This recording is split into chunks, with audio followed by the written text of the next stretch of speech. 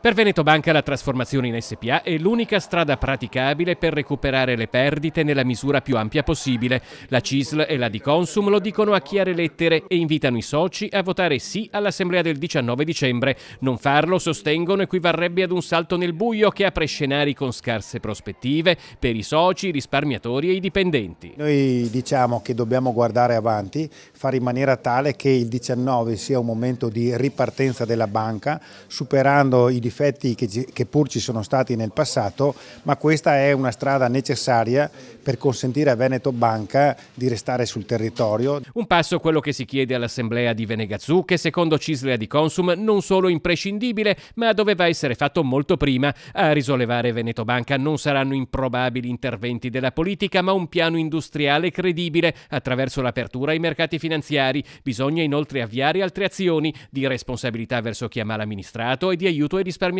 Un fondo per il risarcimento dei soci che nel caso in cui si venisse dimostrato che non sono state vendute correttamente le azioni al risparmiatore.